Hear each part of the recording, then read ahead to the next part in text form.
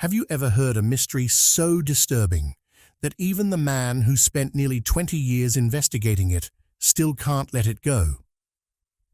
That's where David Paulides' story takes a darker turn. After thousands of interviews and tens of thousands of pages of documents, there is one theory he says he still can't fully explain, and it's not because he lacks evidence. It's because he's afraid the evidence might actually be pointing in the right direction. Before we reveal the evidence that has kept Paulides searching for answers, hit like and subscribe, because what comes next gets seriously unsettling. We're talking about a DNA result that reportedly traces back to a human mother, a federal file sealed for more than 40 years, and a tribe that has lived beside something in the forest for generations without ever calling it a monster. Paulides knows time is running out to put this theory on the record, and anyone familiar with his work knows he usually relies on documents, affidavits, and sworn testimony. Tonight, we're leaving behind the blurry photos and campfire stories and examining the evidence that reportedly made an FBI forensic sketch artist go silent. Here's the theory that's been keeping Paulides awake: the man and the mission. To understand why this theory matters, you have to understand who's making the claim, because Paulides is not a hobbyist with a trail camera. Before Bigfoot, David Paulides spent nearly 2 decades in law enforcement, including time as a police officer and detective. His entire professional life was built on one skill: figuring out when someone is lying to you. Reading inconsistency, spotting the gaps that show up when a story has been invented versus the gaps that show up when a story is simply too strange to tell cleanly. That's the lens he eventually turned on Bigfoot. Paulides didn't start as a believer. By his own account, he approached the subject the way he'd approach a cold case file: skeptical, methodical, assuming most of what he'd hear would fall apart under basic scrutiny. What he says changed his mind wasn't a blurry photo or a campfire story.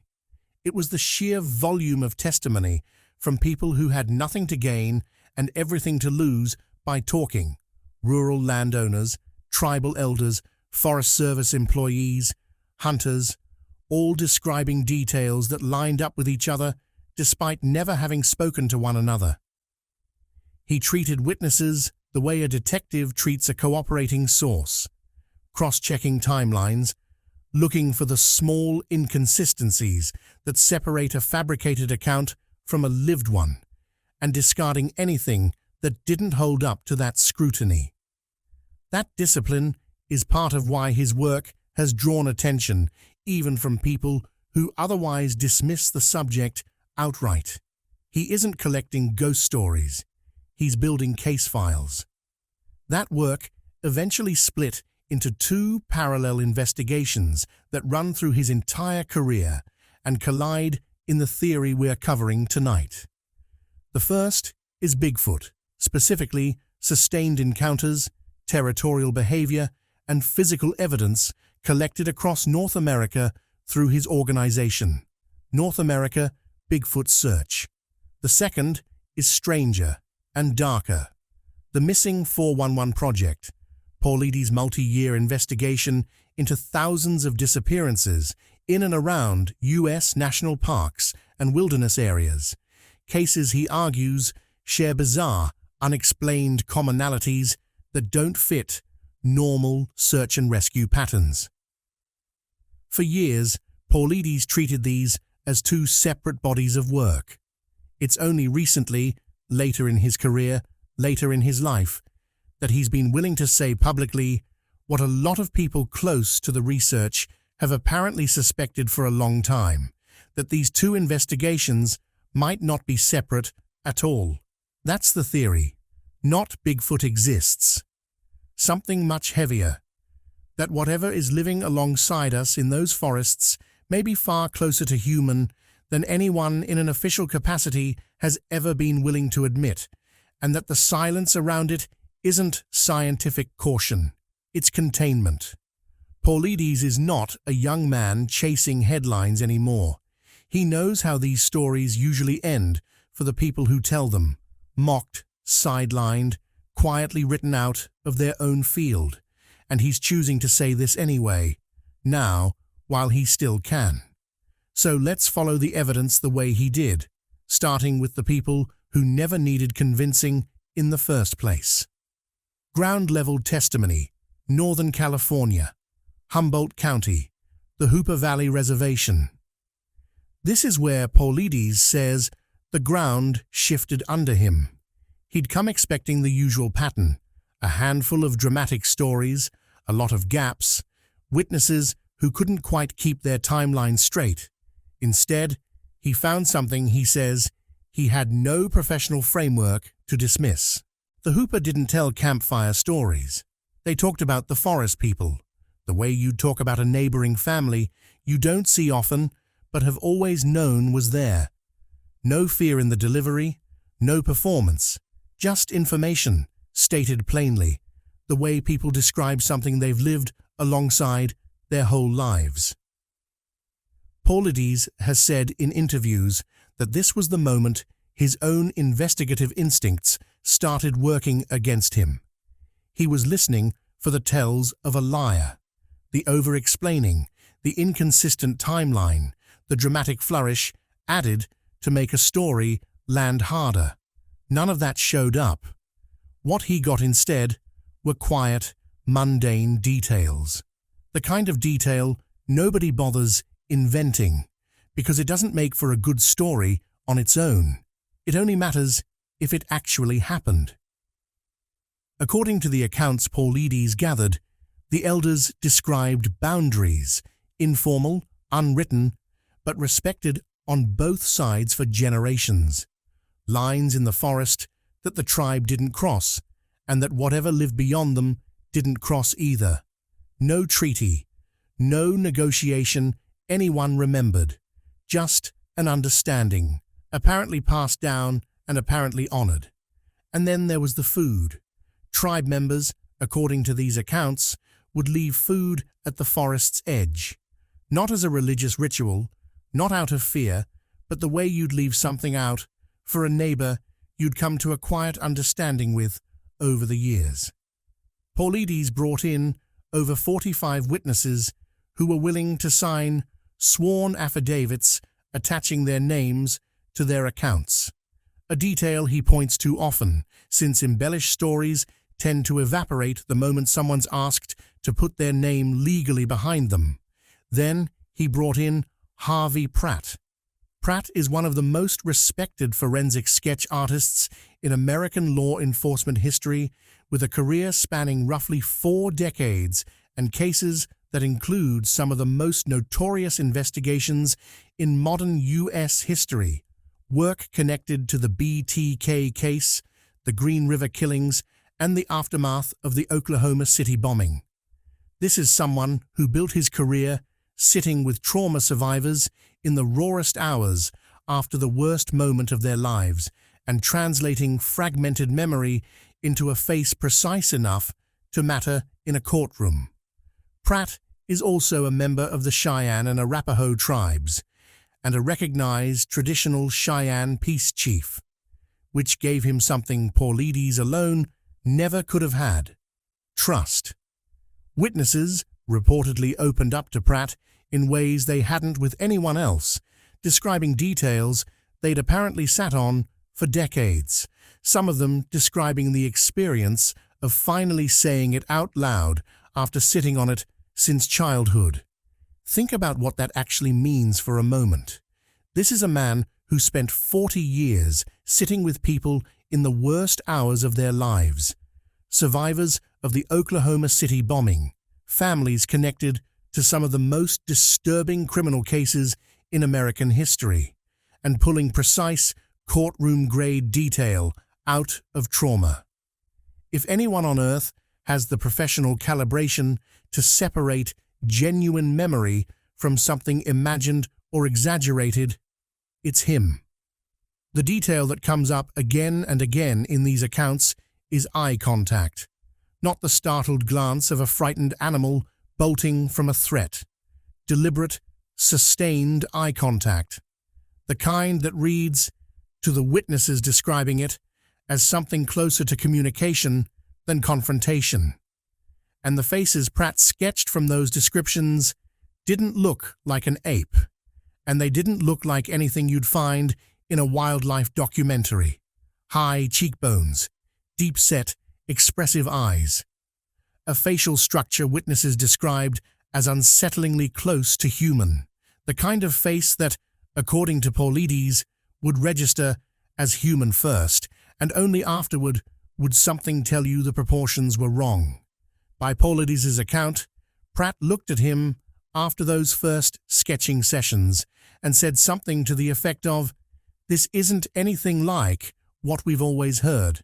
Coincidence or not, this same stretch of Northern California forest, Bluff Creek just outside Hooper Territory, is the exact location where the famous 1967 Patterson-Gimlin footage was filmed, still the most scrutinized piece of alleged Bigfoot footage ever captured, and still a subject of genuine dispute among biomechanics researchers to this day.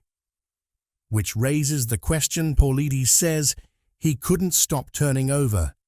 If this is a highly intelligent, territorial creature capable of teaching boundaries to its young across generations, the way researchers have documented in chimpanzee populations maintaining territory through sound, marking, and learned social behavior, how much of what looks like myth is actually just biology we haven't classified yet? Human faces, human-like behavior. But looking human and being human are two very different claims. There was only one way to actually test that. So Paulides ran the science, the scientific turn. This is the part of the story where Paulides' claims move from testimony into laboratories, and where the real controversy begins, because this is also where the mainstream scientific community pushes back hardest. Through North America Bigfoot search, Paulides commissioned what he describes as the most serious DNA study ever attempted on alleged Bigfoot material. He brought in Dr. Melba Ketchum, a veterinarian and DNA researcher, to lead the analysis. The study reportedly involved multiple co-authors and tested well over 100 samples of hair, tissue, and other biological material collected from reported encounter sites across North America. According to Ketchum's published findings, the mitochondrial DNA, the genetic material passed down maternally, came back as fully modern human. The nuclear DNA, by contrast, reportedly contained material the study's authors could not match to any catalogued species. I want to pause here and be straight with you about something, because it matters. This study, published in 2013, was not accepted by the mainstream scientific and genetics community.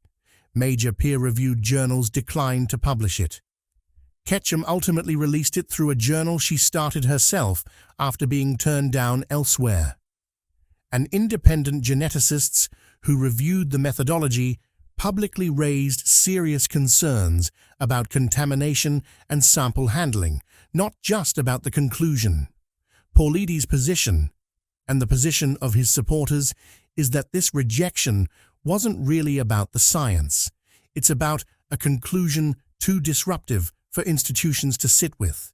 His critics argue the opposite, that legitimate science gets rejected on methodology all the time, and that a controversial conclusion is exactly when scrutiny should be highest, not lowest. Both of those things can be true at once.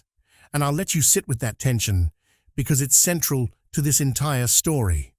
What's not in dispute is that Ketchum's team stood behind their findings publicly, repeatedly, in the years since publication, even as the professional cost of doing so became clear. That's not proof they were right, but it's not nothing either. It's a group of credentialed scientists choosing to keep defending a conclusion long after the easier path would have been to quietly walk it back. What Paulides points to next is harder to wave away with a methodology critique: physical track evidence. In June of 1982, U.S. Forest Service personnel on patrol near Walla Walla, Washington, came across a series of massive footprints pressed into loess soil, a fine-grained soil known for preserving extraordinary levels of detail when damp. 3 tracks were cast in plaster. What those casts reportedly preserved wasn't just size and shape. It was dermal ridges, the same kind of friction skin detail that produces human fingerprints and which is notoriously difficult to fake convincingly under field conditions. The foot measured roughly 37.5 centimeters long. Weight estimates calculated from the depth and pressure pattern in the soil put the creature at somewhere between 300 and 400 kilograms, heavier than any primate species ever documented walking upright. Dr. Jeffrey Meldrum, a professor of anatomy and anthropology at Idaho State University, is probably the most credentialed academic voice who has taken Bigfoot track evidence seriously, and he's the one who identified what he considers the hardest detail to dismiss, something called the mid-tarsal break, a point of flexibility in the middle of the foot, found in non-human primates and early hominins, but absent in the modern human foot, which is rigid through the midfoot. Meldrum says he's found this pattern consistently across hundreds of independently collected track casts, and he's published peer-reviewed academic work defending it. He's also faced substantial public skepticism from colleagues for doing so, and stood by his conclusions regardless. It's also worth mentioning, in fairness, that primatologist Jane Goodall has spoken publicly, including in interviews over the years, about being open to the possibility of undiscovered large primates, pointing to species like the mountain gorilla and the okapi, both dismissed as myth before they were formally documented. That's a real, on-record position of hers, though it's a far more cautious openness than a personal endorsement of Bigfoot specifically, and it's worth hearing in her own more careful terms rather than borrowed as full-throated validation. Then there's the sound. In the early 1970s, hunters Ron Moorhead and Al Berry recorded a series of unidentified vocalizations deep in the Sierra Nevada across multiple seasons, recordings that became known as the Sierra Sounds. Acoustic analysis at the time reportedly concluded the sounds came from a living organism, not a mechanical source. In 2008, retired Navy cryptologic linguist Scott Nelson, a man who spent 2 decades professionally decoding voice communications, heard the recordings and spent months analyzing them using the same linguistic tools he'd used operationally, isolating phonemes, tracking recurring structures. His stated conclusion was that the recordings showed the structural signature of language, not random animal noise, and that he didn't believe it was human in origin. Footprints that don't match anything documented. DNA, a mainstream journal, wouldn't publish. Vocal patterns, a career linguist says, look structured. None of it, on its own, proves anything. But Paulides' argument has never really been about one single piece of evidence. It's about what happens when you stack all of it next to what the government has quietly been sitting on. The institutional cover-up. In 1976, researcher Peter Byrne submitted hair and tissue samples to the FBI's crime laboratory, formally requesting analysis. FBI Director Clarence Kelly personally authorized the testing. A file was opened. The results, released decades later through records requests, identified the samples as belonging to a member of the deer family. On its face, that's a dead end. But Paulides' point isn't the result, it's the process. The FBI, under the personal authorization of its director, ran official tests on Bigfoot-related evidence, generated formal documentation of that process, and then that file sat unreleased to the public for decades before anyone outside the Bureau saw it. Standard bureaucratic housekeeping, or something more deliberate? Paulides comes down firmly on the second answer. Through Freedom of Information Act requests, Paulides and his team have pulled additional documents over the years: park ranger logs, internal agency communications, and field reports referencing encounters with large, unidentified, upright creatures on federal land. One case Paulides returns to often.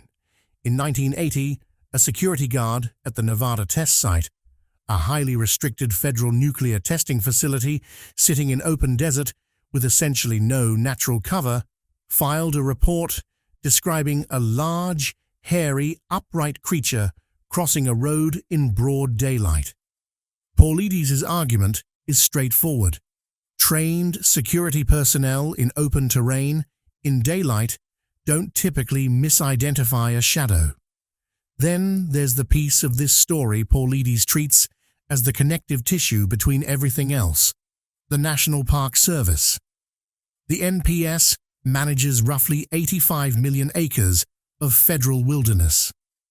When Paulides formally requested a comprehensive database of missing persons cases across the park system, he says he was told no such centralized database exists.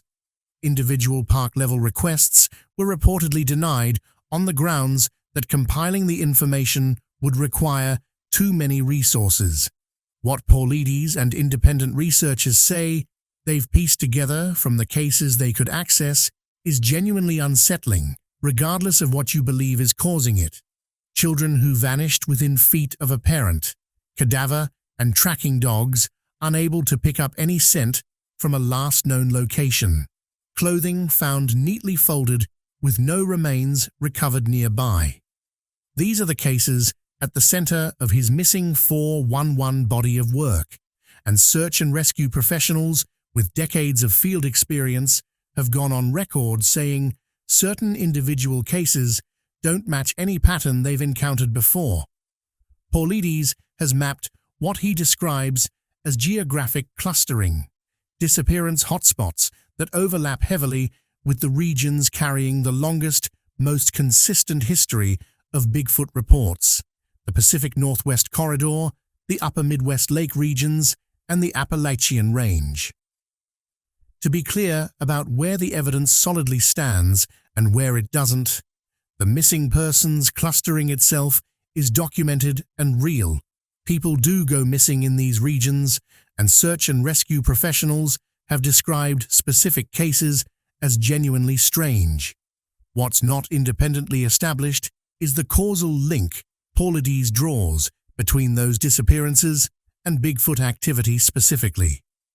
That connection is his theory, not a verified finding, and it's the single most disputed claim in his entire body of work, including among people who otherwise find his Bigfoot research credible. Even researchers sympathetic to Paulides' broader work have pushed back on this specific link, arguing that difficult terrain, weather, and the sheer size of wilderness search areas can account for a lot of what looks unexplainable at first glance. Paulides' counter has always been the same. He's not asking anyone to accept the connection outright. He's asking why an agency responsible for tens of millions of acres of public land doesn't already track this information in one place, regardless of what's ultimately causing it. But it's exactly that connection: testimony, DNA, tracks, sound, government silence, and disappearances, all pointing in the same geographic direction, that brings us to the theory itself, the one Paulides says he can't stop thinking about at night. The theory. Here it is, stated as plainly as Paulides has ever stated it publicly.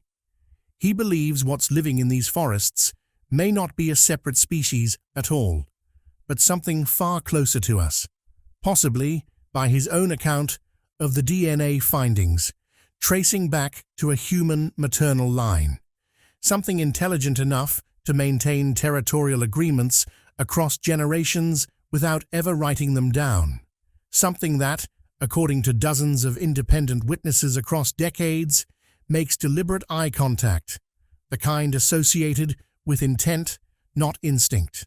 And if that's true, Paulides argues, it reframes everything else in this investigation. The rejected DNA study isn't just an inconvenient result. It's the first serious data point suggesting these beings may sit closer to us on the family tree than any officially catalogued species. The sealed FBI file isn't bureaucratic housekeeping. It's an institution that ran the test, got a result it didn't want to sit with publicly, and buried it. The refusal to release a missing persons database isn't administrative overload. It's an agency that may not want the geographic overlap between disappearances and encounter zones examined too closely. Paulides is careful never to call this creature a monster.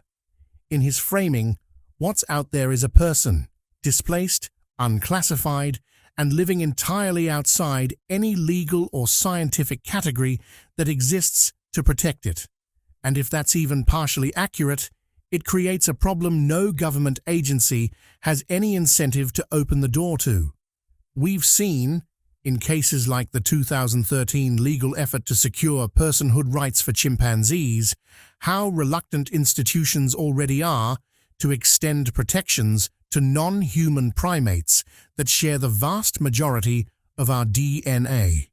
Now imagine the legal and ethical weight of a being whose maternal line, if Ketchum's findings are accurate, traces directly to a human mother. That's the theory. Not Bigfoot is real. Something far more uncomfortable, that we may share this continent with something that is neither fully animal nor fully outside our own species, that has been documented by nearly every indigenous community across North America for centuries, and that the institutions equipped to investigate it have consistently chosen silence over disclosure. Paulides is in his 70s now. He spent the better part of his adult life circling this question from every possible angle. As a detective, as a researcher, as someone willing to be publicly ridiculed for following evidence where it led. He knows exactly how this kind of claim tends to be received. He's made it anyway, because the alternative, staying quiet and letting the question die with him, is apparently the one outcome he's not willing to accept. Strip away everything else in this story, and you're left with one uncomfortable question. What does it mean if even part of this is true? Not that a monster is hiding in the woods, something closer and honestly, something harder to sit with. That we may share this continent with a being that thinks, that recognizes boundaries, that looks back at the people who see it with something resembling intent, and that the people and institutions positioned to actually investigate that possibility have, according to Paulides, spent decades choosing silence instead. We've seen something similar in other fields. Strong evidence gets dismissed for years, only for institutions to eventually reconsider it. That history doesn't prove Paulides is right, but it does show why rejecting a claim without examining the evidence can be a mistake. Paulides isn't asking you to believe him blindly. He's asking you to examine what he found and decide for yourself why it may have remained buried for so long. He's presenting a case file and leaving you to judge it. He's spent decades chasing this question, facing ridicule, filing records requests, and traveling to remote parts of North America to interview people many researchers never reach. Maybe the real question isn't whether Bigfoot exists. Maybe it's whether we're ready to find out before the people searching run out of time. Tell me in the comments which part of Paulides' theory you find hardest to explain, and subscribe because we're not finished digging.